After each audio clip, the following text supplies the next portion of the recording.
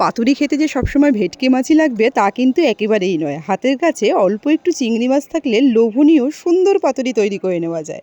আমার আজকের এই রেসিপিটা সেইটারই কিন্তু উদাহরণ। একদম হাতের কাছে অল্প একটু চিংড়ি ছিল, এই মোটামুটি 300 গ্রাম মতন। আর সেই সাথে ছিল বেশ কিছু কচি কচি লাউ পাতা।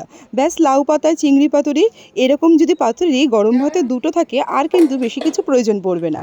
এখানে পাতুরির জন্য বেশ খানিকটা সর্ষে, একটু হলুদ, লঙ্কা আর সেই সাথে নুন দিয়ে বেটে তুলে রেখে দিচ্ছি।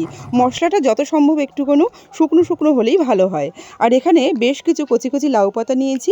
লাউ পাতার পেছনের দিকে একটা শির থাকে, ওই শিরটা ফেলে নিতে পারলে একটু বেশ ভালো মোলাম লাগবে পাতাগুলো খেতে। পেছন দিক দিয়ে শিরগুলো সব ফেলে নিয়েছি। আর পাতাটা একটু বড় বড় সাইজের হলে বেশি ভালো হয়, তা বলে আবার বেশি বুড়ো পাতা হয়ে গেলে কিন্তু অসুবিধা হবে সিদ্ধ হতে। এরপর ওই যে 300 গ্রাম মতন চিংড়ি নিয়েছিলাম, বেশ ভালো করে ধুয়ে বেছে পরিষ্কার করে নিয়েছি। এরপর যে সর্ষেটা বেটে রেখেছিলাম সেই সর্ষে বাটাটা দিয়ে দিলাম। আর এর মধ্যে তো দেখতেই পেলেন লঙ্কা আমি দিয়ে দিয়েছি, ওই জন্য আলাদা করে আর ঝাল কিছু দিচ্ছি না। একটু নুন, হলুদ আর 3 চামচ মতন সর্ষের তেল দিয়েছি। খুব সুন্দর করে মাছগুলোকে একটু মাখিয়ে নেব, যাতে মশলাটা সমস্ত মাছের সাথে সুন্দর করে মেশানো হয়ে যায়। এরপর ব্যাস, পাতুরিগুলো তৈরি করে নিলেই কিন্তু হয়ে যাবে। আর এই পাতুরি তৈরির ক্ষেত্রে না আছে কোনো সুতোর ঝামেলা, না আছে কোনো বাঁধার ঝামেলা।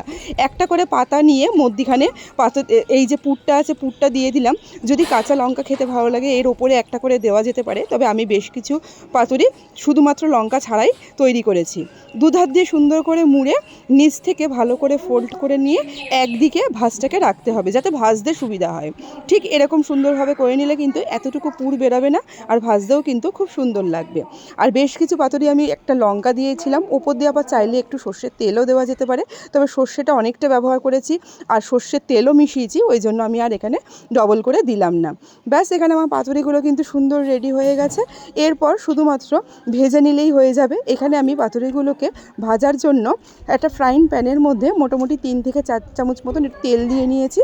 মিডিয়াম হিটে করে প্যানটা একটু গরম হলেই পাতুরিগুলো ওপর থেকে দিয়ে দেবো। এখানে মোটামুটি একটা প্যান ব্যবহার করলে কিন্তু 4 থেকে 5টা পাতুরি খুব ইজিলি একসাথে ভেজে নেওয়া যাবে। সব কটা পাতুরি দিয়ে মিডিয়াম হিট করে ওপর থেকে একটা ঢাকনা বন্ধ করে দিয়েছি। আর ঢাকনার ওপরে যে যদি ছিদ্র থাকে, ছিদ্রটা একটু বন্ধ করে দিতে পারলে ভালো হয়। ওপর থেকে ঢাকনা দিয়ে মোটামুটি মিনিট 10 মতন প্রথম পাতাটা আমি হতে দিয়েছি। প্রথম দিকটা মোটামুটি মিনিট 10 টাইম লাগবে। মিনিট 10 বাদে ঢাকনা খুলে একটু উল্টে দিয়ে অন্য পিঠটা 5 মিনিট ভেজে নিলেই কিন্তু হয়ে যাবে।